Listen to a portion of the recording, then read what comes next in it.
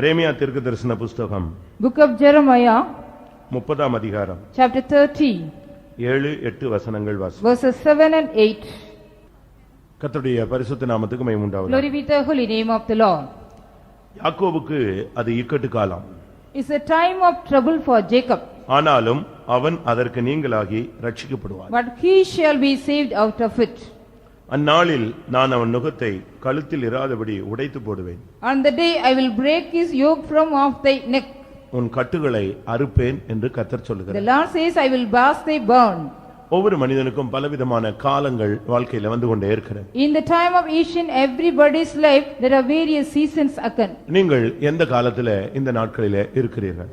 In which time are you in these days? உங்களுடைய வாழ்க்கையில என்ன காலங்கள் இப்பொழுது கடந்து போய் கொண்டிருக்கிறது? What kind of times or days or seasons are passing through in your days now? பிரசங்கி 3ஆம் அதிகாரத்தை நாம் பார்க்கும் பொழுது When we read Ecclesiastes chapter 3, 28 காலங்கள் அங்கே சொல்லப்பட்டிருக்கு. 28 periods of seasons are set here. அதுல இந்த இக்கட்டு காலம் இல்லை.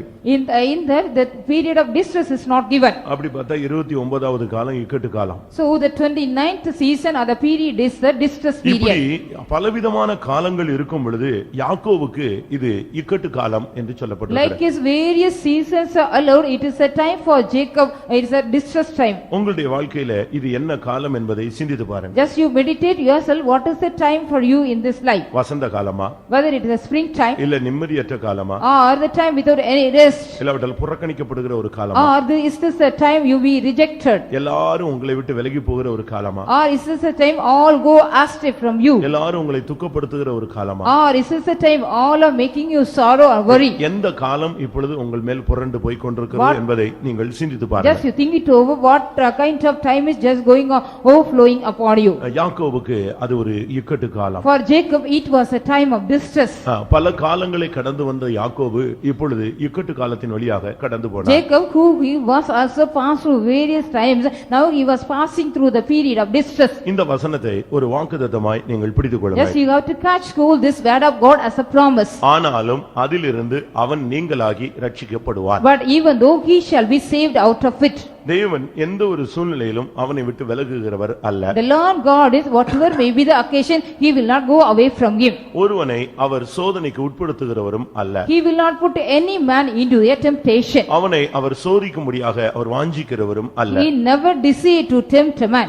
பிரியமானவர்களே, இந்த காலம் உங்களுக்கு எப்படிப்பட்டதா இருக்கிறது? Believer, what kind of time is for you this time? இதை போலத்த ஒரு நாள் இல்லை என்று It சொல்லப்பட்டிருக்கிறது. has been said about, there is none other day like this. அது கொடிய நாள். It is a very cruel day. அது ஒரு மப்பும் மந்தாரமான நாள். It's a darkness and the gloominess of the day. எந்த ஒரு தனி மனிதனும் சரி, சபையாரும் சரி, ஆவிக்குரியவர்களும் சரி, இக்கட்டு காலங்களை வாஞ்சிக்க மாட்டார்கள். If whatever may be an individual man or the congregation, they never desire a time of distress. அப்படியானால் இக்கட்டு என்பது அது நம்மை தேடி வரக்கூடிய ஒரு வல்லமையாய் காணப்படுகிறது. If so mean the distress is a power come seeking us.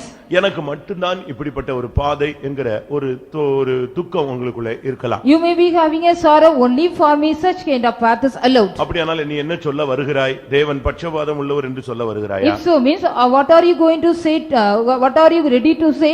Is the Lord is partial? தேவன் பட்சபாதம் உள்ளவர் அல்லவே. The Lord God is not partial at all. தேவன் உன்னை நடத்துகிற பாதையில நீ சோர்ந்து போக கூடாது. In the path which the Lord leads you, you should not be slacked away. நான் இல்லாமல் போன பின்பு என்ன சம்பவிக்கும் என்று நீ என்ன வேண்டாம். You don't need to just think it over, if I don't have, what shall be happen? உன்னுடைய இக்கட்டு காலத்துக்கு முடிவு வரும்படியாகத்தான் கர்த்தர் இந்த கால வேளையில உன்னை இங்கு கொண்டு வந்து இந்த வசனத்தை உனக்காக அனுப்புகிறார். The Lord God is also want to bring a conclusion for your distress. He has brought you here and speak unto you. இக்கட்டு காலம் என்று சொன்ன தேவன் அதிலிருந்து அவனை நீங்களாக்குவேன் என்றும் அவர் வாக்கு பண்ணுகிறார். The Lord said about the period of distress, even though he wanted to just deliver from him that. நமக்கு மாத்திரம்தான் இப்படி வந்தது என்று நாம் எண்ணக்கூடாது. We shouldn't just think it over that only for us it has come. யாக்கோபு அப்படி சிந்திக்கவில்லை. Jacob did not think so.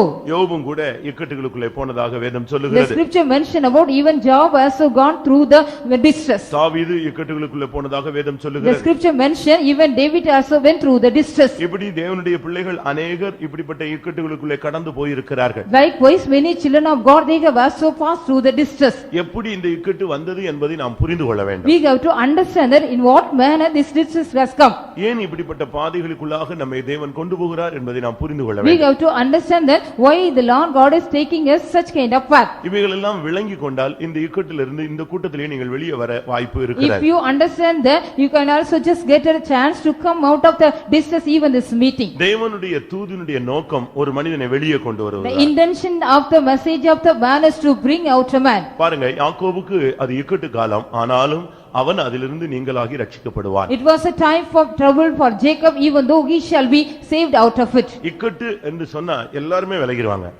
If there is distress, all will go astray. Problem சொல்லுங்க, சொந்தக்காரன் எல்லாம் ஓடிடுவான். If you say about the problem, all the relatives will run away. நண்பர்கள் ஒரு 10 பேர் சேர்ந்து அவங்க வண்டி எடுத்துட்டு சுத்த போனாங்க. The friends, they joined together, 10 of them, they wanted to go around with a vehicle. அதுல ஒரு பையன் ஆக்சிடென்ட் ஆயிட்டான். One of the boys met an accident there. ஒருத்தன் கூட அவன் இப்படி ஆயிட்டானேன்னு சொல்லி தூக்கல, எல்லாம் பயந்து ஓடியே போயிட்டான். All boys, they did not even help to him, they all got afraid and ran away. இதுல கொடுமையான இக்கட்டுன்னா என்ன? What was a cruel distress in that?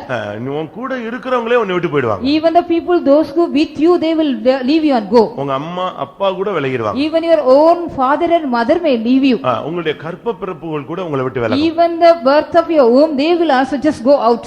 இதெல்லாம் நீங்க ஒரு பாடமாக நீங்க படிக்கணும். You have to learn all this as a lesson. இக்கட்டுங்களுடைய ஒரு அர்த்தம் என்ன? What is the meaning of a distress? உன்னுடைய வருமானத்தை இன்னொருத்தன் சாப்பிடுவான். Your yearning shall be eaten by another one. உன்னைய மற்றவன் கண்ட்ரோல் பண்ணுவான். The another one will control you. இதுக்கு அர்த்தம் இக்கட்டுன்னு சொல்லி இருக்கு. This is that's the meaning, distress. யாரும் தூங்காதீங்க. Please no one should sleep. நீங்க ஸ்ட்ரைட்டா என்னையவே பாருங்க. But please you sit straight and look at me. நெகேமியா 9ஆம் அதிகாரம் 37ஆம் வசனத்தை பார்க்கும் பொழுது, Nehemiah 9:37, when we read, அதன் வருமானம் எங்கேயோ போய் கொண்டிருக்கிறது. the earning of the revenue was going somewhere. வாசிங்க. Please read.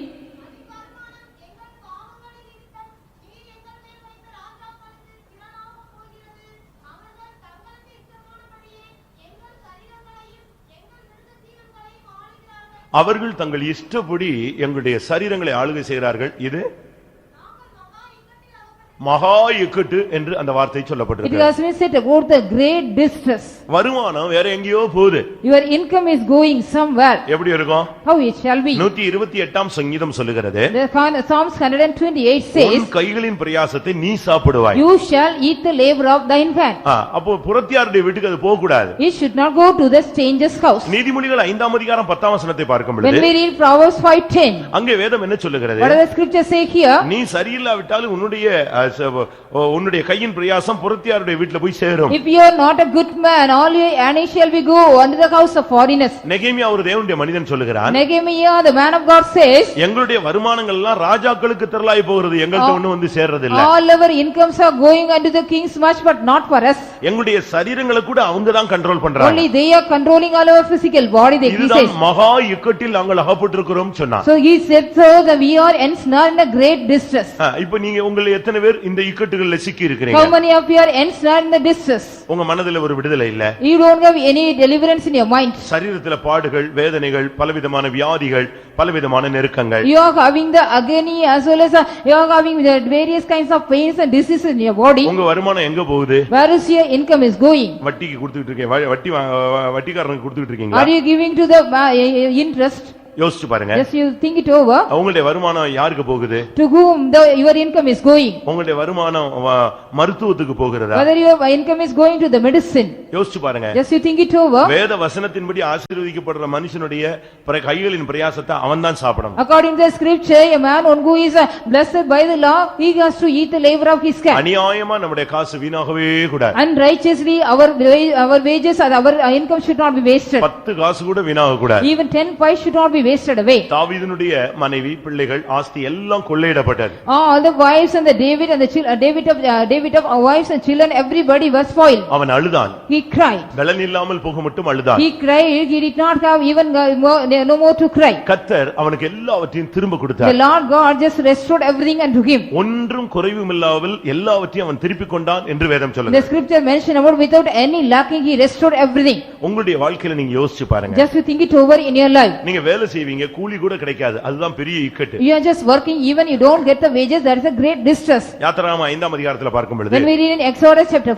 5, இஸ்ரவேல் ஜனங்கள் செங்கல் அறுத்தார்கள். the people of Israel, they did the work of brick. அதுக்கு பதிலாக அவர்களுக்கு தாளடிகள் கிடைத்தது. Instead of that, they got the straw.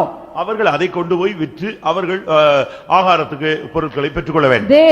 They got to take the straw and sold it and they get the money for the year food. ஆனால் அவர்கள் தேவனுக்கு பலியிட வேண்டும் என்று சொன்ன பொழுது When they were asked to just worship the Lord God, என்ன நடந்தது? what happened here? பார்வோன் சொன்னா உங்களுக்கு நீங்க வேலை செய்யலாம், ஆனா உங்களுக்கு தாளடிகள் கிடையாதுன்னு சொல்லிட்டான். Pharaoh said you can work but you will not get any straw at all. எப்படி இருக்கும்? How it shall be? அப்ப நாங்க எப்படி போய் நாங்க ஆகாரம் எடுக்க முடியும்னு And how கேக்குறாங்க. can we go and get our food? எங்கயாவது போய் வயல்வெளியில போய் பொறுக்கி கொள்ளுங்க. Just go to some field and gather the straw. வேலை செய்வானா? They will go to work. ஆனா அவனுக்கு என்ன கிடையாதா? But what they did not have, கூலி கிடையாது. they did not have any wages. யாத்திராகமம் 5ஆம் அதிகாரம் 19ஆம் வசனத்துல பார்க்கும் பொழுது Exodus 5:19 when we read, அங்க அவங்க சொல்றாங்க எங்களுக்கு நாங்க எங்க மேல் இக்கட்டு வந்து விட்டது. they say distress has come upon us. ஒருத்தன் பிரயாசப்பட்டு அவனுக்கு அது கிடைக்கலன்னா என்ன பிரயோஜனம்? After a man has underwent the labor, if he does not get paid, what is the use of that? அதனால தான் இந்த விஷயத்துல நம்ம இந்த இக்கட்டுல சிக்கி இருக்கிறோமான்னு பாருங்க. So that in this matter you have to just examine yourself, are we ensnared in the distress? எத்தனையோ பேர் தங்களுடைய இக்கட்டு தங்களுடைய வாழ்க்கையில இக்கட்டுல சிக்கி இருக்கிறார்கள். Many people they are ensnared in the distress of their life. எப்பொழுது ஒரு தேவனுடைய பிள்ளைக்கு இக்கட்டுகள் வருகிறது? At what time a child of God is getting distress? அதையும் நாம் புரிந்து கொள்ள வேண்டியது அவசியம். It is also necessary we have to understand that. உபாகமம் 31ஆம் அதிகாரம் Deuteronomy chapter 31 16 17 வசனங்களை verses பார்க்கும் பொழுது 16 and 17. அந்நிய தேவர்களை பின்பற்றினால் ஒரு மனிதனுக்கு இக்கட்டு வரும். If a man follow the strange god, he will be getting distress. அந்நிய தேவர்களை நம்ம போய் கையெடுக்குமா? Shall we go and lift up our hands for the under the strange god? நம்மள சுட்டு போட்டா கூட நம்ம இன்னொரு அந்நிய விக்கிரகத்தை வணங்கவே Even மாட்டோம். though if we are burnt away, we will not go and worship the strange idol. இன்னும் ஒரிஜினல் சிபிஎம் காரன் இன்னொரு சர்ச்சில கால் கூட வைக்க மாட்டான். In the original CPM believer, he will not even put his steps in the other sect of churches. அந்த உபதேசத்தை கூட ஏத்துக்க மாட்டான். He will not accept the doctrine of them.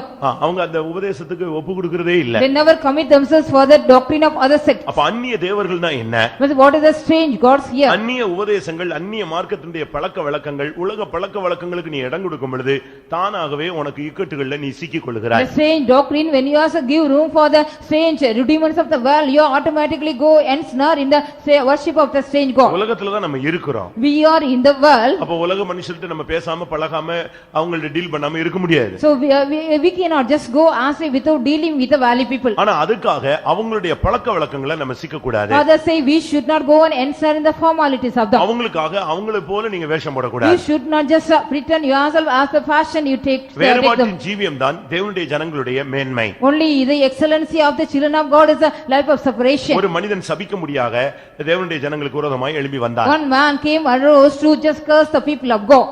அவன் அந்த பிள்ளைகளை தேவனுடைய ஜனங்களை சபிக்க வந்து விட்டான். He came ready to curse the people of God. ஆனால் அவனால் சபிக்க But முடியவில்லை. he couldn't curse the people of God. அதுக்கு காரணம் என்ன What சொன்னான்? was the reason he said so? இந்த ஜனங்கள் ஜாதிகளோடு கலவாமல் தனித்து வாசம் These பண்ணுவார்கள். people will dwell alone, they will not mingle with a nation. எப்பொழுது நாம் மற்ற ஜனங்களோடு நாம் கலக்கிறோமோ அன்றைக்கு தோல்வி. On the day when we go and mingle with the other people, we will meet that defeat. கொரிந்தியர்ல சொல்லி இருக்கிறது, In Corinthians it has been said about, நீங்க உலகத்துல இருக்கிறதுனால உலகத்துல உள்ள எல்லாத்தையும் நீங்க பழக வேண்டியது இருக்கலாம். because you are in the world, you may get a chance to go and have the fellowship with all. ஆனா அவங்க பழக்க வழக்கங்கள் உங்களுக்கு வந்துடக்கூடாது. But you should not get the practice or the rudiments of them.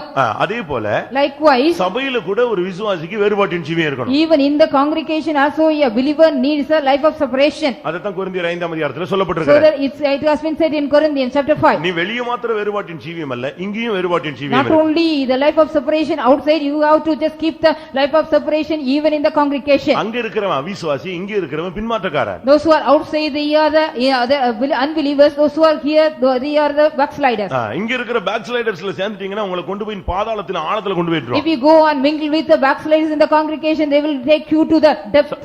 Solomon எப்படி விழுந்து போனான்? How Solomon was fallen out. பெரிய ஞானி. He was a very great wise man. அவனுக்கு எந்த பாஸ்டரும் பிரசங்கம் பண்ண முடியாது. No pastor can preach unto him.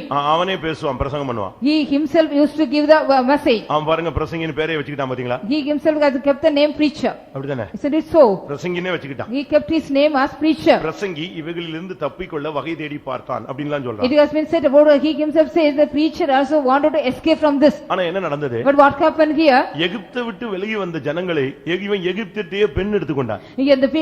After they have come out from Egypt, he took wife from Egypt. பார்வோனுடைய குமாரத்தியவே தனக்கு விவாகம் பண்ணி கொண்டான். He just married the daughter of Pharaoh. பார்வோனுடைய குமாரத்திக்காக தன்னுடைய ராஜ்யத்திலே ஒரு பெரிய மண்டபத்தையே அரண்மனையை கட்டி வச்சான். He built a big palace for the daughter of Pharaoh in his own land. அவர்கள் அந்நிய தேவர்களை பின்பற்றும்படியாக அவனுடைய இருதயத்தை வலிவி போக பண்ணினார்கள். They also made to go astray from their heart to worship the strange god. முதலாம் ராஜாக்கள்ல நீங்கள் படிக்கும் பொழுது When you read in the first king, சாலமோனுடைய நாட்களில் in the days of Solomon, அவனுக்கு விரோதி இல்லை, he got no enemies, இடையூறு இல்லை, he did not have any distress, யுத்தம் இல்லை என்று சொல்லி it இருக்கிறார். was Mr. he did not have any battles. ஆனா இந்த பார்வோனுடைய குமாரத்தி அவ எல்லாத்தையும் பிடிச்சு மொத்தமா சேர்த்து கொண்ட பொழுது அவனுக்கு விரோதமாய் விரோதிகளை கர்த்தர் எழும்ப பண்ணினார். So because he married the Pharaoh's daughter and everything, and then the Lord God made arose some enemies against him. அவன் நல்லாக இருக்கும்போது அவனுக்கு எந்த பிரச்சனையும் கிடையாது. When he was a good, he did not have any problem. ஒன்னு ராஜாக்கள்ல நான் பார்க்கும் When பொழுது we read in the first Kings, 5ஆம் அதிகாரம் 4ஆம் வசனத்துல chapter 5 verse 4, அவன் என்ன சொல்லுகிறான்? what he says so, கர்த்தர் எனக்கு எங்கும் இளைப்பாறுதலை the தந்தார். Lord has given me rest forever. விரோதி இல்லை, I have no enemy, இடையூறும் இல்லை. I have no distress too. ஆனா என்ன நடந்தது? But what happened here? 11ஆம் அதிகாரம் வரும் பொழுது When we comes to the 11th chapter, அந்நிய தேவர்களை அவன் பின்பற்ற he ஆரம்பித்தான். followed the strange god. கர்த்தர் இரண்டு விஷயம் அவனோடு The பேசினார். Lord God talked to him twice. ஒன்னு ராஜாக்கள் 11ஆம் அதிகாரம் 9ஆம் வசனத்துல இரண்டு விசை கர்த்தர் அவனோடு பேசினார். The first king, chapter 11, the Lord God talked to him twice. அந்த இரண்டு விசை பேசினும் அவன் கீழ்ப்படியவில்லை. He did not even obey, even the Lord God talked to him twice. அப்ப என்ன நடந்தது? What happened now? கர்த்தர் அவனுக்கு விரோதமாக ஜனங்களை இல்லாவிட்டால் சத்துருக்களை எழுப்பினார். The Lord God made arise the enemies against him. இதுதான் அவனுடைய வாழ்வினுடைய தோல்வியாக மாறினது. This was the defeat of his life. இன்றைக்கு உங்களுடைய ஜீவியத்திலே அந்நிய தேவர்களை பின்பற்றினால் இக்கட்டுகள் பெருகும். In your life, if you also follow the strange god, the distress will be more. ஒன்னு ராஜாக்கள் 12ஆம் அதிகாரத்துல சத்துருக்கள் எழும்பினதை நாம் பார்க்கலாம். We can read in 1 King 12 chapter, the enemies arose against him. கர்த்தருடைய பரிசுத்த நாமத்துக்கு மகிமை உண்டாவதாக. Glory be to the holy name of the Lord. உங்களுடைய வாழ்க்கையில இது ஒரு இக்கட்டு காலமாக இருக்கலாம். It may be the time of distress in your life. எனக்கு மட்டும் தான் வந்துச்சு அப்படின்னு நீங்க சொல்லாதீங்க. You don't please say only I got this distress. யாக்கோபு எப்படிப்பட்ட இக்கட்டுல போய் இருக்கிறான் என்று நாம் பார்க்கலாம். We can also see here Jacob went through such kind of distress. வேதத்தை பார்க்கும் பொழுது தாவீது சொல்றான் நானும் கூட இக்கட்டுல When you போனேன். read in the scripture, David also says, I also went through the distress. இந்த இக்கட்டு சில நேரங்கள்ல என்ன செஞ்சிருது தெரியுமா? What does this distress do? Sometimes you know, இக்கட்டு அதிகரிக்க அதிகரிக்க ஒருத்தனை இழுத்து கொண்டு போய் பாதாளத்துல விட்டு when the distress is more and more, it take a man to your hell.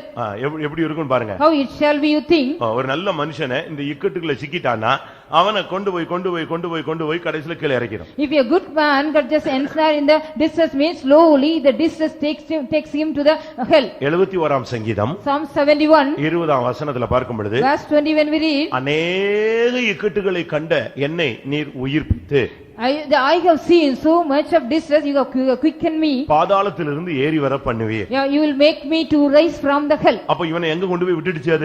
Where the distress has taken him, இந்த இக்கட்டு அவனை பாதாளத்து வரைக்கும் இழுத்துட்டு போயிடுச்சு. this distress has taken him to the hell even. இப்போ இவன் சொல்றான் என்னை எப்படியாவது உயிர்ப்பித்து அங்கிருந்து ஏறி வர பண்ணிரும். Lord, now just quicken me and revive me, make me to come up. இந்த இக்கட்டு இந்த பாதையில போனவங்களுக்கு தான் தெரியும். Only the people, those who went through the path, they knew about that. இந்த இக்கட்டுனா என்ன, அதுல விளக்கம் என்ன?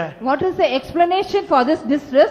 அப்படினா என்ன இக்கட்டுன்னு நீங்க பிரசங்கம் பண்றீங்க, ஏதோ பிரச்சனை என்னங்கிறது எப்படி சொல்றது? How can we say explain that what is distress? We are just preaching and addressing about distress. ஒரு உத்தமன் போன பாதையை நீங்கள் பாருங்க. See, the perfect man, he has gone through the path. யோபு 5ஆம் அதிகாரம் 19ஆம் வசனம். Job 5:19. யோபு 5:19. Job 5:19.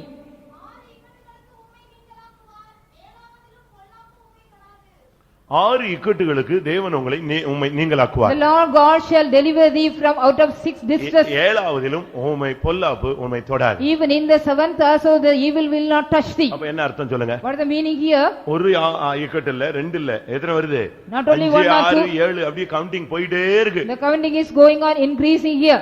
அப்படினா யோபு இந்த பாதையில போனான். Like if so mean Job has gone through this path. அவன் சொல்லுகிறான், அவனுடைய நண்பன் வந்து சொல்றான், ஆறு இக்கட்டுகளுக்கு நீர் 6 இக்கட்டுகளும் உனக்கு ஒண்ணும் செய்யாது, ஏழாவது ஒண்ணும் பண்ண முடியாது. His friend says 6 distresses shall not do anything, even the 7th one shall not do anything. அவன் போன இக்கட்டு என்ன? What kind of distress he went through? 20ஆம் வசனத்தை 21 22 இந்த 23 வசனங்களை நான் பார்க்கும்போது When we read in the verses 20, 21 and 22, இந்த 7 இக்கட்டுகளும் சொல்லி இருக்கு. it has been said about the 7 kinds of distress.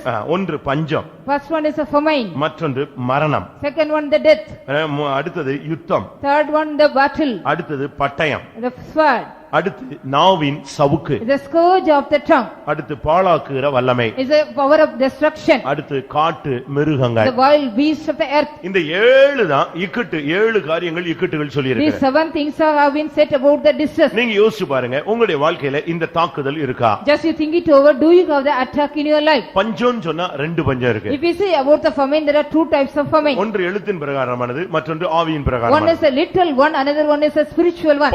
பஞ்சத்தினுடைய ஒரு அர்த்தம் என்னன்னா, எது செஞ்சாலும் வாய்க்காது, அப்படியே ஒண்ணுமில்லாம போறது. What is the meaning of the famine? Whatever you do, it shall not be prosper. இல்லாவிட்டா வறுமை, Or it's the poverty, இல்லாவிட்டா தரித்திரம். or it's a destitute. வறுமை ஆயுதம் அணிந்தவனை போல உன்மேல் வரும். The poverty shall come like an armed man. பாருங்க எவ்வளவு கோடீஸ்வரனா இருந்த ஒரு ஆள். See what kind of man of very rich man. ஆனா இப்போ அவனுக்கு 6 7 இக்கட்டு வந்துருச்சு. Now he got 7 types of distress for him. அதுல ஒரு இக்கட்டு வந்து பஞ்சம். Among that, one of that was famine. வசனம் கேட்க கூடாத ஒரு பஞ்சகாலம் வருகிறது. There is also a period is going to come, you cannot even hear the word of God. நான் உங்களுக்கு சொல்றேன், பைபிள் ஸ்டடியை ஒரு விசுவாசி விடவே சான்ஸ் விடவே I கூடாது. want to tell you, a believer should not leave the Bible study. சின்ன brother பிரசங்கம் பண்ணாலும் சரி, சிஸ்டர் பிரசங்கம் பண்ணாலும் சரி, Even the small brother address you, or even a sister address you. யாரு பிரசங்கம் பண்ணாலும் நீங்க பைபிள் ஸ்டடியை விடவே You கூடாது. should not leave the Bible study, whomever it preach. நீங்க வந்து ஆள் பார்த்துலாம் நீங்க தேவசமூகத்துக்கு வர்ற அந்த கேரக்டரை சிவகாசியில வைக்கவே கூடாது. You should not have the character in Sivakasi by seeing the person and come and attend the meeting. Bible ஸ்டடியில உள்ள பெரிய விசேஷம் என்ன தெரியுமா? What is the great speciality which found in the Bible study? மெசேஜுக்கு ஒரு வித்தியாசம் இருக்கு, காத்திருப்பு கூட்டத்துக்கு ஒரு வித்தியாசம் இருக்கு, பைபிள் ஸ்டடிக்கு ஒரு differentiate. There is a difference between the messages and tarrying meeting and the Bible study. Bible ஸ்டடியில சத்தியம் அறிவிக்கப்படுகிறது. In the Bible study, the truth have been delivered. சத்தியத்தை அறிவீர்கள், சத்தியம் உங்களை விடுதலை. You shall know the truth shall deliver you. Character changing அப்படிங்கிறது சுபாவ மாறுதல் தான் பரலோகம். Only the change of character is heaven. திவ்ய சுபாவங்களுக்கு பங்குள்ளவர்கள் ஆகிறது தான் மெசேஜினுடைய thought. Only the thought of the message you have to take part of the partaker of the divine nature. சத்தியத்தை நீங்க அறியும் பொழுது உங்களுக்குள்ள ஒரு விடுதலையின் ஜீவியம் வரும். When you know the truth, you shall get the life of deliverance in இப்பொழுது you. நீங்கள் கேட்ட இந்த உபதேசத்தினாலே நீங்கள் இப்பொழுதே சுத்தமாகிறீர்கள். By the word of God you hear, now you are being cleaned. அடுத்து அதே போல காத்திருப்பு கூட்டத்தை நீங்க விடவே கூடாது. Likewise, you shouldn't omit the tarrying meeting. அந்த காத்திருப்பு கூட்டத்தில் நீங்க 2 மணி நேரம் உட்கார்ந்து பாருங்க. Just you sit for 2 hours in the tarrying meeting. கர்த்தருடைய ஆவி எங்க உண்டோ அங்கே விடுதலை. Where there is a spirit of God, there is deliverance there. கர்த்தருடைய ஆவி எங்க உண்டோ அபிஷேகத்துல தான் அசுத்த பிடிகள்ல இருந்து உங்களுக்கு விடுதலை. Only in the anointing you can also get the deliverance from the catch of the evil spirit. அடுத்து மூணாவது விடுதலை என்ன? What is the third deliverance? குமாரன் விடுதலை ஆக்கினால் மெய்யான விடுதலை. The son of God deliver you, you shall be delivered freely. Sunday சர்வீஸ்ல நீ 9 மணிக்கு இங்க உட்கார்ந்து இருக்கணும். On Sunday service at 9 o'clock you have to sit here. 3 hours தேவ சமூகத்துல ஸ்பெண்ட் பண்றதுல ஒண்ணும் தப்பே It கிடையாது. is nothing wrong if you also spend 3 hours in the presence of God. பாட்டு உனக்கு புரிஞ்சாலும் சரி புரியாட்டாலும் சரி, Whether you understand the song or not, ஆவியில் நிறைவேறது உனக்கு ஏற்றுக்கொள்ள முடிஞ்சாலும் சரி ஏற்றுக்கொள்ள whether முடியாது, you agree to accept the filling in the spirit or not, கர்த்தர் உன்னை விடுதலை ஆக்கணும். the Lord has to deliver you. சாபத்துல இருந்து நீ வெளியே வரணும்னா நீங்க உள்ள வந்துறணும். If you want to come out of the curse, you have to come here. சபை கூடுதலை விட்டு விடுகிறவன் சபிக்கப்பட்டவன். நீ சும்மாவே நீ கர்ஸ வாங்கிட்டு போற. You are receiving the curse and go.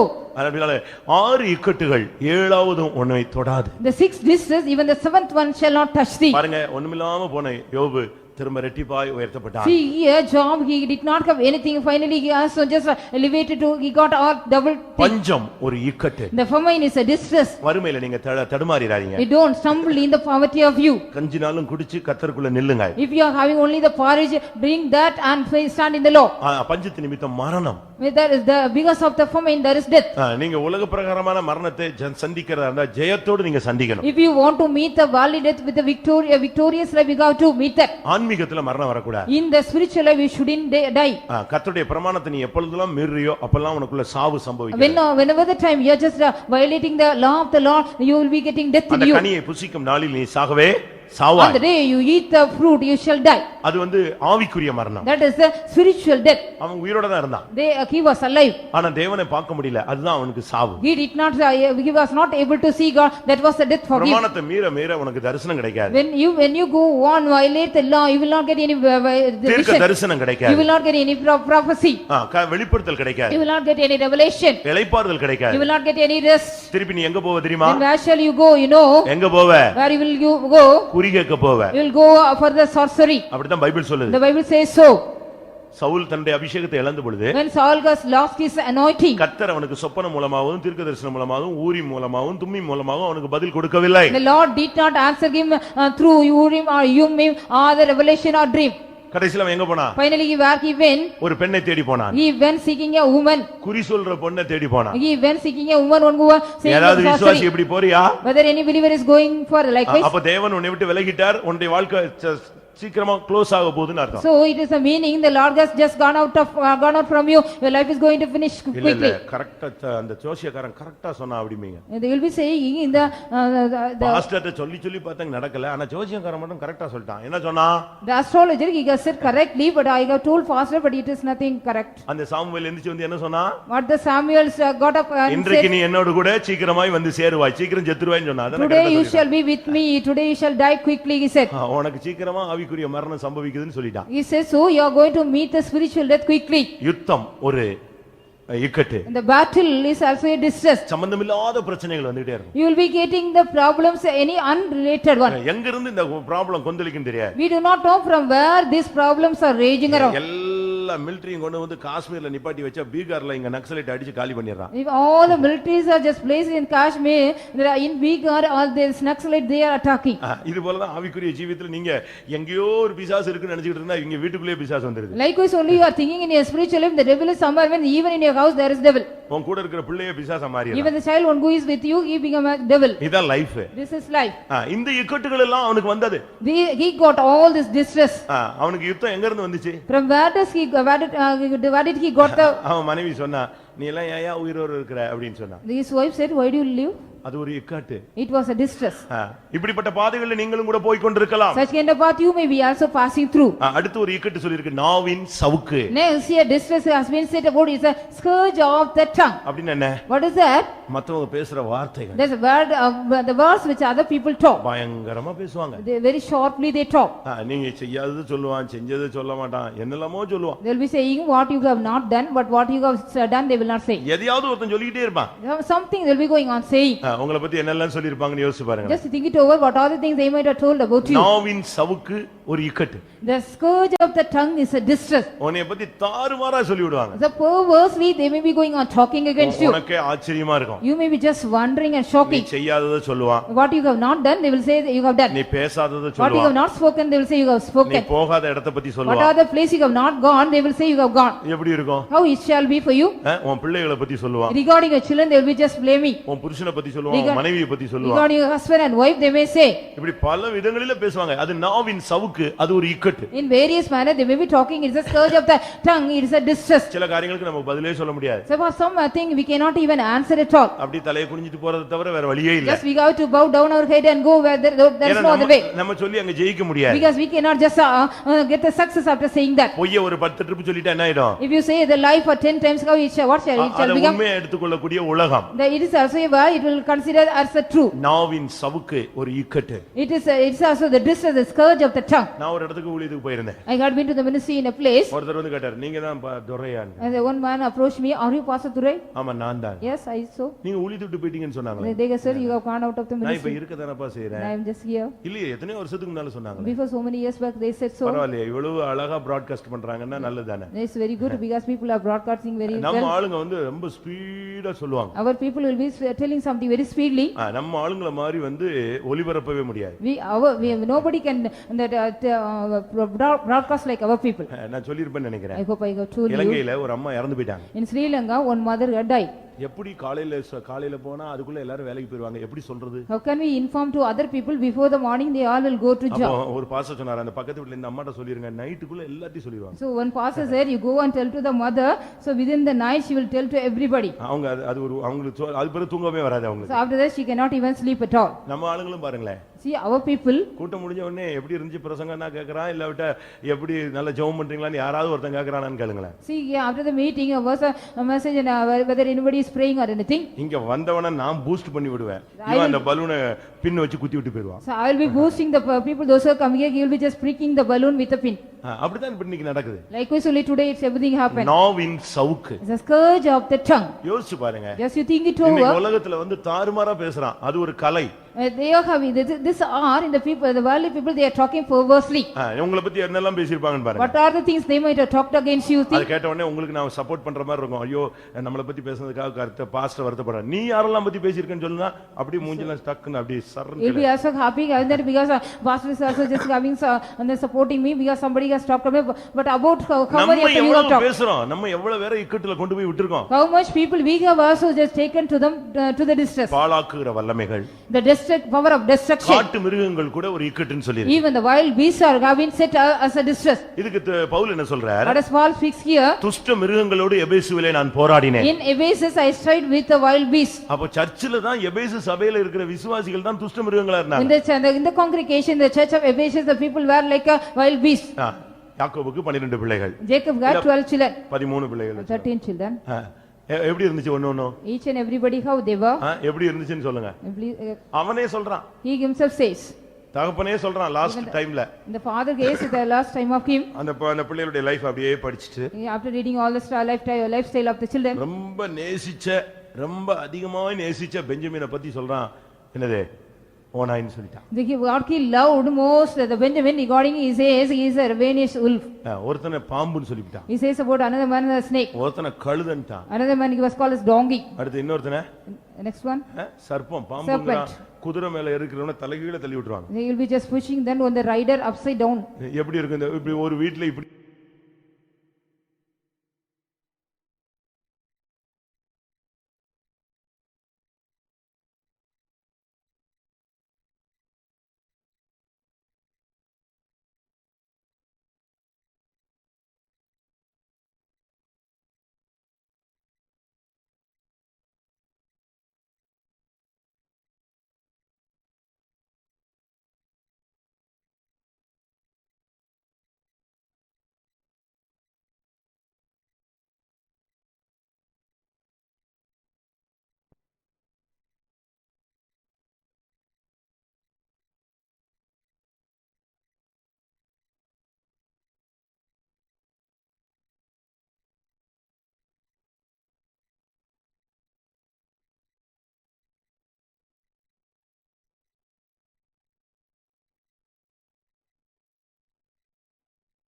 இருக்கிறவன தலைகீழ தள்ளி விட்டுருவாங்க. They will be just pushing then on the rider upside down.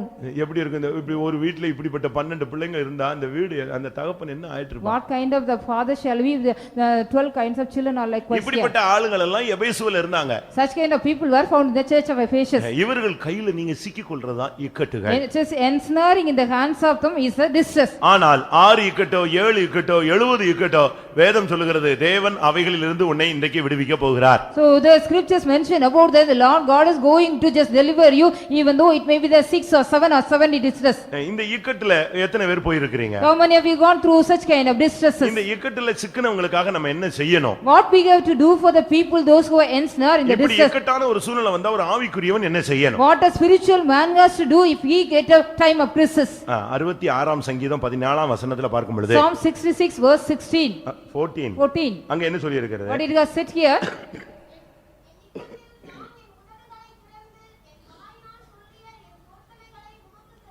இக்கட்டுல தான் நம்ம ஆளுங்களுக்கு பொருத்தன வாயில இருந்து வருங்க. Only during the time of distress our people will make some covenant. Election டயத்துல தான் வாக்குறுதிகள் கொடுப்பாங்க. During the time of election they will be giving the promises. அதுபோல நம்ம விசுவாசிகள் ஊழியக்காரங்க பொருத்தனை பண்ண சொன்னா பண்ண மாட்டான். ஆனா நெருக்கம் வந்துருச்சுன்னா இஷ்டத்துக்கு பண்ணுவான். Likewise our believers and the servant of God if they ask to make any consecration or vow they will not do when they get the distress they will do. நீங்க பண்ண பொருத்தனை எல்லாம் யோசிச்சு பாருங்க. Just think it over all the consecration you have made. சாவு நேரம் நெருங்குன மாதிரி இருந்தா எப்படிலாம் பொருத்தனை பண்றீங்க? So if you are going to die, if you are having that condition like that, how much the consecration you are making? வியாதி நேரத்துல, at the time of your sicknesses, கைவிடப்பட்ட நேரங்கள்ல, at the time of you are forsaken, என்னெல்லாம் நீங்க பொருத்தனை பண்ணிருக்கீங்க? what are the vows you have made? நான் ஒரு கேள்வி கேக்குறேன். I want to ask you a question. இதுவரை நான் இந்த பெந்தெகோஸ்தே சபைக்குள்ள வந்த பின்பு நான் பண்ணின எல்லா பொருத்தனைகளையும் 100% நிறைவேற்றி வருகிறேன் அப்படின்னு சொல்றவங்க யாரா இருந்தா கை வைத்து. So if anybody here, after I came to the Pentecost, whatever the consecration I have made, just I fulfill all 100%. If anybody is here, raise your Bible hand. படிப்பேன், I will read the Bible. எழுத்து பேச மாட்டேன், I will not speak against. கீழ்ப்படிவேன், I will obey. சண்டை போட I மாட்டேன், will not fight. கெட்ட வார்த்தை பேச I will not மாட்டேன், speak any bad words. சந்தேகப்பட மாட்டேன், I will not fight. தேவ சமூகத்துக்கு போவேன், I will go to the presence of God. White and white I போடுவேன், will wear white and white. Correct டைத்துக்கு போயிடுவேன், And I will go in a correct time. ராபோஜனம் எடுப்பேன், I will take communion. தசமபாகம் I கொடுப்பேன், will give tithe. மீசை எடுப்பேன், I will take mustache. நகை போட I மாட்டேன், will not put any way. உபவாசம் எடுப்பேன். I will take fasting. இப்படிலாம் நீங்க வரிசை நீங்க அதுல நீங்க நான் சொன்னது செய்யறது சொன்னா தெரியல, நீங்க சொன்னது சொன்னா தெரியல. I do not know what I have told.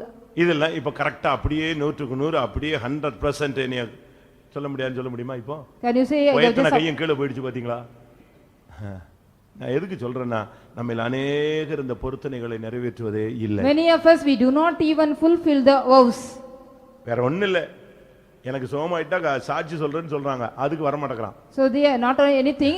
If I am healed means I will come and give the testimony, even that for they are not coming. மனைவி சோமலாம போனதுக்கு புருஷன் சாட்சி சொல்றான். எந்த ஊர்ல இந்த பழக்கம்? சிவகாசியில. In Sivagasi, because the wife is not sick, the husband அவ is giving செத்த the போயிட்டா, testimony. அவ சோமானதுக்கு தான் நீ சாட்சி சொல்ல வந்த. Because she has healed. ஏன் அவ மனைவி வரக்கூடாதா?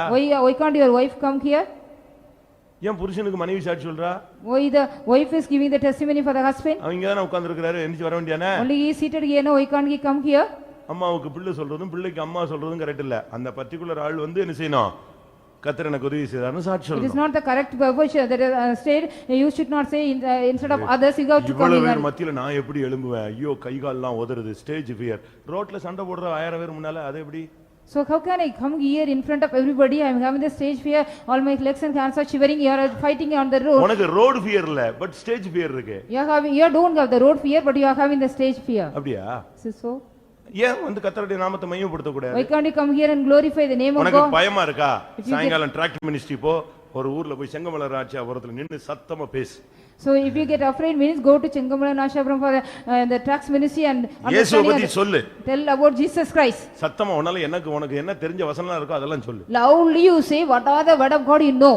சத்தமா சொல்லு, அதுல ஒண்ணும் தப்பே கிடையாது. It is nothing wrong if you also shout and say the word of God. நான் வந்த புதுசுல In the beginning when I came here, அவர் ஊழியக்காரர் இருந்தார். there was a servant of God. ரொம்ப வைராக்கியமானவர். He was a very jealous man.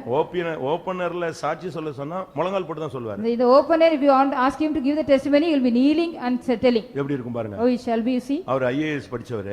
He has studied IAS. நம்ம ஆளுங்க ஒண்ணுமே இல்லாம IASங்கறான். Our people without anything they say IAS. ஆனா IAS படிச்சிட்டு ஊழியத்துக்கு வந்தவர், அவர் வந்து நடு ரோட்ல சாட்சி சொல்ல சொன்னா முழங்கால் போட்டுருவார். So after studied IAS he came to the ministry, we ask him to give the testimony on the middle of the road, he will kneel down and say. அவருக்கு ஃப்ரீயா இருந்தா, if he is free, என் தோல்ல ஒரு மெகாபோனை தொங்க விட்டுருவார். he will be just hanging a megaphone on my shoulder. என் தோல்ல கை போட்டுவார். He will just putting his hand upon me. அவர் பாட்டுக்கு ரோடா பேசுவாரு. நான் இத ஆபரேட் பண்ணிட்டு இவர் கூட 10 கிலோமீட்டர் 8 கிலோமீட்டர் என்ன செய்யணும்? நடந்து போயிட்டே. 8 or 10 kilometers I got to go with him just to operate. He will be going on speaking. யோசிச்சு பாருங்க. Just sitting it over. மணிக்கணக்கா பேசுவார். For hours he will be speaking. அவருக்கு வந்து ரோட்ல போறவன் பார்க்கறான், பொம்பளை பிள்ளைங்க பாக்குது, வயசானவங்க பார்க்கறாங்க, பணக்காரங்க பார்க்கறாங்க, விசுவாசி பார்க்கறான்.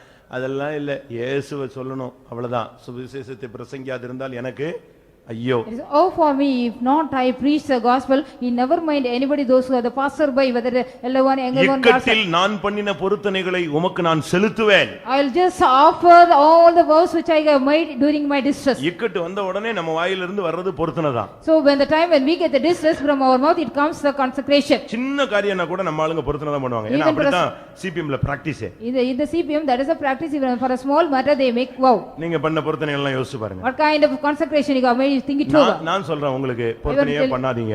I want to tell you one thing, don't make any vows. பொருத்தனையே பண்ணிராதீங்க. Please don't make any consecration. ஆனா பண்ணுனா நிறைவேற்றாம விடவே மாட்டார்.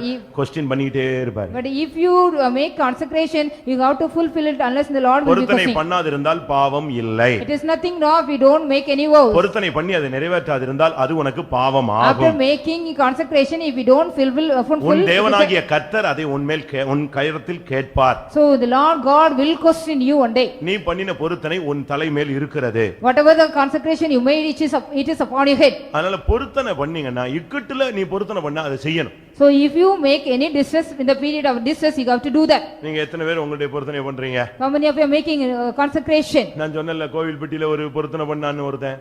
I have told you about one guy just made a woman called the children's day ஒரு program. In the children's day there was a program. பையன் பரீட்சையில எங்கேயோ ஒரு பிரச்சனையில சிக்கிட்டான். The boy was ensnared in some other problem. அதனால அவன் பொருத்தனை பண்ணானா. Because he has made a consecration. என்னை உயிரோட வீட்டுக்கு கொண்டு போய்ட்டா மாடு கொடுத்துறேன். Lord, if you take me alive home, I'll give you a bull. வீட்ல போய் சொன்னானா அவங்க அப்பாட்ட.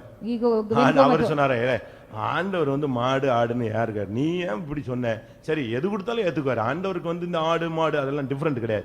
நீ போகும்போது ஒரு ஆடை கொண்டு போயிடுனா. The father said unto him, why do you just make such kind of consecration? The Lord never mind if you give anything. So when you go, you take a goat and go. அவன் போகும்போது ஆடு கேட்டானா. When he went, he asked for a goat. அவர் நீ நினைக்கிற மாதிரி இதெல்லாம் வாங்கி சாப்பிட போறாரு. So likewise what you are thinking, the Lord is going to get everything and going to eat. கொஞ்சம் கடலை இருக்கு வீட்ல, வேர்க்கடலை, அதை எடுத்துட்டு கொண்டு போய் ஃபெய்த் ஹோம்ல கொடுன்ட்டார். Just there are some groundnuts in the at home, you take to the faith home and give. இந்த பிரசங்கத்தை கேட்ட பையன் எப்படி இருப்பான்?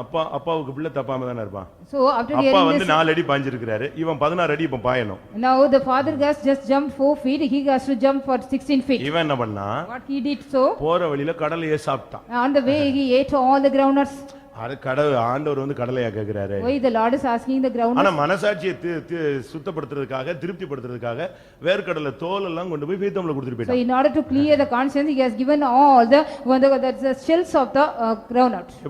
எப்படிப்பட்ட விசுவாசிகளை வச்சிருந்தா சிவகாசியில எப்படி 10 பேர் இருந்தானா நான் ஓடியே போயிடுவேன். If there are 10 people in Sivagasi, I have to run away. மாடு கொடுக்குறேன்னு சொல்லிட்டு ஆடு கொடுக்குறேன்னு சொல்லி வேர்க்கடலை கொடுத்து வேர்க்கடலையை சாப்பிட்டுட்டு தோலை கொடுத்தா இந்த சிஸ்டர்ஸ் அதை தூக்கி குப்பையில போட்டாங்க. The sisters they have thrown out after saying that I want to give the bull instead of the bull goat, instead of the goat the groundnut, instead of the groundnut the shells. என்னப்பா செஞ்சேன்னா சுடுதண்ணி வைக்கிறதுக்காக நான் தோலை கொடுத்தேன் அவன். So for to make hot water I have given that shell. எப்படி இருக்கும் ஊழியம்? How it shall be the ministry. இக்கட்டில் ஆனா சங்கீதம் 66:14 சொல்லி இருக்கு, இக்கட்டுகளில் நான் பண்ணின பொருத்தனையை உமக்கு என்ன செய்வேன்? செலுத்துவேன். In Psalms 66:14 it has been said about whatever the offering I made, whatever the consecration I made in during the time of distress. கர்த்தருக்குள் மகிழ்ச்சியா இருக்கிற மனுஷன் இக்கட்டுல இளைப்பாறுதலா இருப்பான். The man who is happy and rejoice, he shall be rest in the time of distress. எப்படிப்பா இப்படி இருக்க முடியும்னா கர்த்தர் எனக்கு செய்வார்னு ஒரு திட்ட நம்பிக்கை அவனுக்கு இருக்கு. He is having a strong hope, the Lord will do to me. Habakkuk 3ஆம் அதிகாரம் 16ஆம் வசனத்தை பார்க்கும் பொழுது Habakkuk 3:16 when we read, ஜனங்கள் என்னை எதிர்த்து வந்து எனக்கு இக்கட்டுகளை ஏற்படுத்தினாலும் நான் கர்த்தருக்குள் இளைப்பாறுதல் அடைவேன். Even though the people come against me and they give me the distress, I shall have rest in the Lord.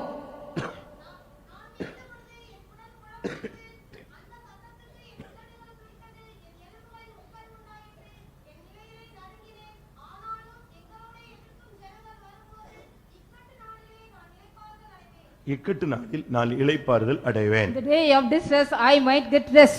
இக்கட்டுகளிலே இளைப்பாறுதல் எப்படி பெற்றுக்கொள்ள முடியும்? How can we receive the rest in the time of distress? என் தேவனுக்குள் நான் களிகூறுவேன் என்று சொன்னான் ஒரு மனுஷன். He said, so I'll rejoice in the Lord. அத்திமரம் துளிர் விடாமல் போனாலும், Even though the victory shall not blossom, மந்தையிலே முதலற்று போனாலும், there is no திராட்சை செடி பலனற்று போனாலும், there is no fruit in the vines, நான் என் தேவனுக்குள் களிகூறுவேன். I will be rejoicing in the Lord. கர்த்தருக்குள்ள சந்தோஷமா இருக்கிற மனுஷன் எந்த சூழ்நிலையிலும் இளைப்பாறுதலாய் The இருப்பான். man who is joy in the Lord, he will be having rest all the time. நீ துன்மார்க்கனாய் இருந்தால், If you are a wicked man, இக்கட்டு உன்னை ஜெயித்து விடும். the distress will overtake you. யோபு 15:24 படி According to Job 15:25, துன்மார்க்கனை இக்கட்டு மேற்கொள்ளும் என்று சொல்லியிருக்கு. it has been said about the distress will prevail a wicked நீ man. யாக்கோபா இருந்தால் கர்த்தர் அதிலிருந்து உன்னை விடுவிப்பார். If you are Jacob, the Lord shall deliver thee out of that. நீ இஸ்ரவேலா இருந்தால் கர்த்தர் உன்னை மீட்டு விடுவார். If you are Israel, the Lord shall redeem thee out of நீ that. நீதிமானா இருந்தால் கர்த்தர் உன்னை விடுவிப்பார். If you are a righteous man, the Lord shall deliver thee. நான் திரும்பவும் சொல்றேன், I want to repeat நீ again. துன்மார்க்கனா இருந்தால், If you are a wicked man, யோபு 15:24 படி இக்கட்டு உன்னை மேற்கொள்ளும். according to Job 15:24, the distress shall overtake you. நீ யாக்கோபா இருந்தால், If you are a Jacob, எரேமியா 30:7 படி கர்த்தர் உன்னை இக்கட்டுகளுக்கு நீங்களாக்கி உன்னை ரட்சிப்பார். Jeremiah 37, the Lord shall deliver thee out of distress. நீ இஸ்ரவேலாய் ஜெபிக்கக்கூடியவனாய் இருந்தால் சங்கீதம் 25:22 படி உன்னை மீட்டு விடுவார். Psalms 25:22, if you are Israel, you are a man of prayer, the Lord shall redeem thee out of that. நீ நீதிமானாய் இருந்தால், If you are a righteous man, நீதிமொழிகள் 11:8 படி கர்த்தர் உன்னை விடுவிப்பார். according to Proverbs 11:8, the Lord shall deliver thee. எத்தனை இக்கட்டு வரட்டும், Let as many as as we get distress come. ஒன்றல்ல, ரெண்டல்ல, ஆறல்ல, ஏழல்ல, 70 அல்ல, எத்தனை இக்கட்டு வந்தாலும் யாக்கோபுக்கு அது இக்கட்டு காலம்.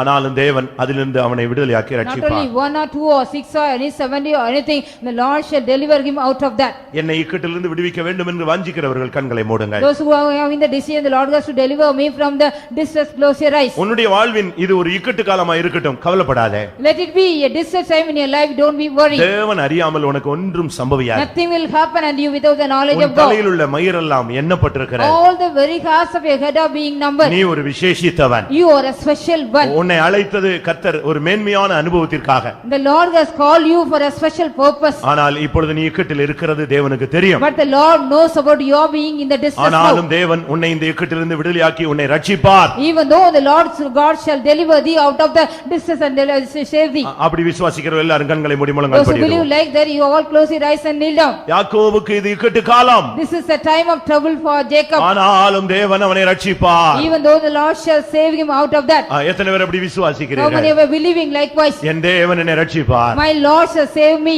இக்கட்டை கண்டு துக்கப்பட வேண்டாம். No need to just fear about or worry about the இக்கட்டு distress. காலத்தை கண்டு நீங்கள் கவலைப்பட்டு கலங்கி கொண்டிருக்க You don't வேண்டாம். need to trouble and worry about the time of distress. கடல் கொந்தளித்தது. The sea was raging. சீஷர்கள் பதறினார்கள். The disciples were stumbled. இயேசுவோ இளைப்பாறிக் கொண்டிருந்தார். Jesus was taking rest.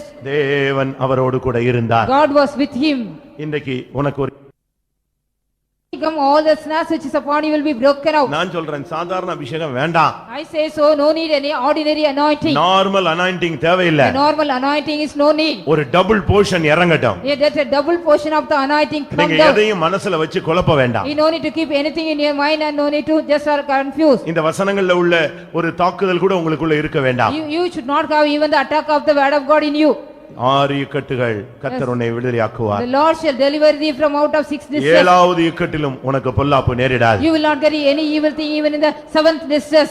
இப்பொழுது உனக்கு இக்கட்டு காலமா இருந்தால் அடுத்து வசந்த காலமா இருக்கும். If there is a distress time for you, next will be a time of spring for you. யோபுக்கு ஒரு இழப்பின் காலம் உண்டு, அடுத்து ரெட்டிப்பாய் பெற்றுக்கொள்ளக்கூடிய ஒரு காலம் உண்டு. Job got a time of Hallelujah. as well as he got the time of getting double portion of everything. ஆமென். எல்லாரும் தேவனை நோக்கி பாருங்க. Let us all look unto God. ஆமென். தேவன் உன்னை இக்கட்டிலிருந்து விடுவிக்கும்படியாக தம்முடைய வார்த்தையை வசனத்தை வல்லமையை அனுப்பி The கொண்டிருக்கிறார். Lord God is sending his word as well as his power to deliver you out of the distress. எனக்கு ஒரு வாஞ்சை, தேவனுடைய வல்லமைக்கு நாம் இடம் கொடுப்போம். I have a desire, let us all give room for the power of God. இந்த கூட்டத்துல யாரெல்லாம் இக்கட்ல இருக்கிறாங்களோ அவங்களுக்கு கர்த்தர் ஒரு விடுதலையை தர போகிறார். Those who are seated here with the distress in the meeting, the Lord is going to give a deliverance to them. வாஞ்சிக்கிற எல்லாரும் தேவனுடைய கரத்துல உங்களை சமர்ப்பியுங்க. Those who are willing, let us all commit yourselves in the hands of God.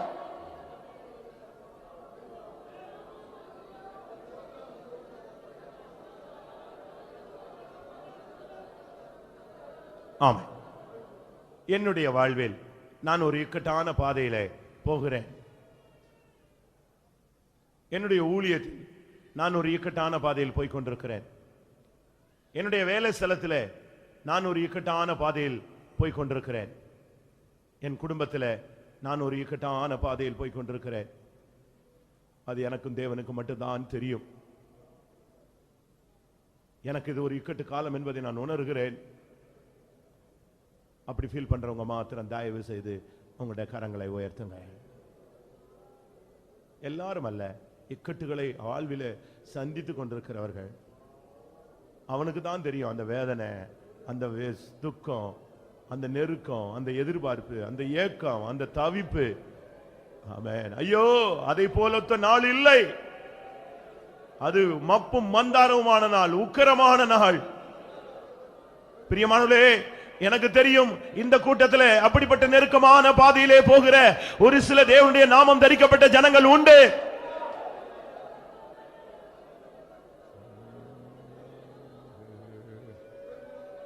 யாக்கோபே,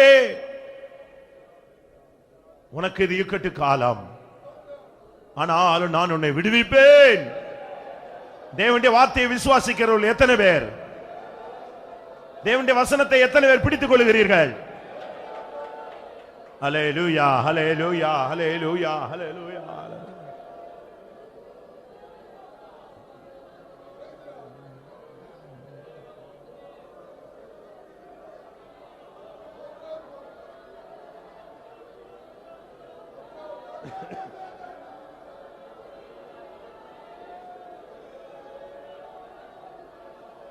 எந்த இக்கட்டு வந்தாலும் கர்த்தர் உன்னை கைவிட மாட்டார். 6 இக்கட்டுகளுக்கு உன்னை நீங்களாக்குவார். 7ஆவதிலும் பொல்லாப்பு உன்னை உனக்கு நேரிடாது.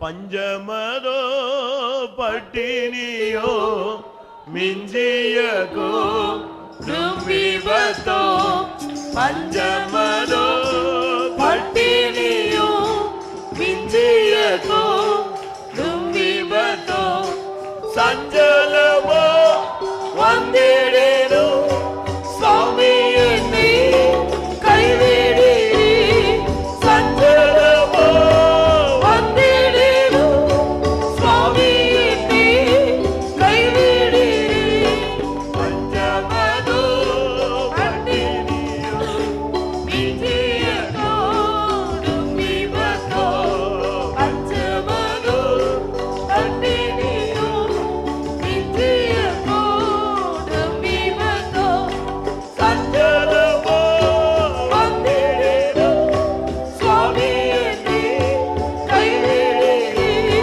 சஞ்சலமோ வந்திடேனோ சுவாமி என்னை கைவிடி சஞ்சலமோ வந்திடேனோ சுவாமி என்னை கைவிடி சஞ்சலமோ வந்திடேனோ சுவாமி என்னை கைவிடி சஞ்சலமோ வந்திடேனோ சுவாமி என்னை கைவிடி.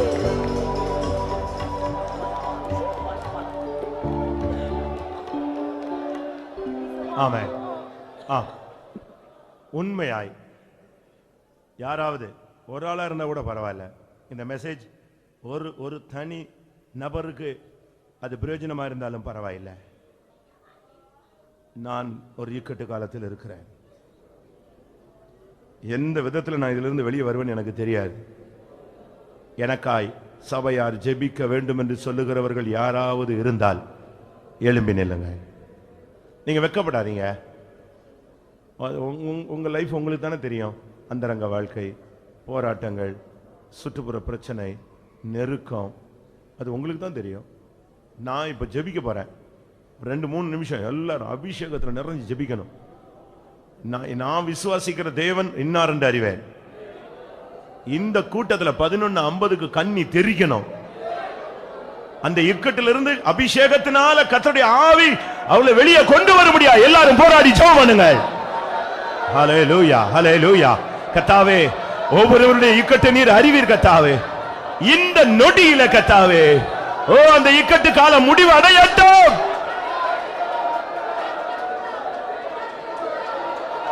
அபிஷேகம் கட்டுகளை அறுக்கட்டும். திராபாலா திரா கராபா திரா திராபா கராபா கதிராபானியா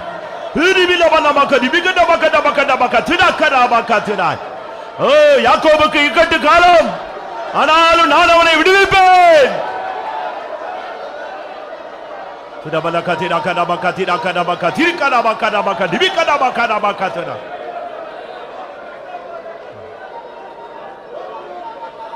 ஆமென். ஆம், பஞ்சமதோ பட்டினியோ மிஞ்சிய கொடும் விபத்தோ சஞ்சலமோ வந்திடினும் சுவாமி நீர் என்னை கைவிடீரே. ஆமென். என்ன வந்தாலும் சரி, பஞ்சமோ பட்டினியோ மிஞ்சிய கொடும் விபத்தோ சஞ்சலமோ வந்தாலும் தேவன் உன்னை கைவிடவே மாட்டார்.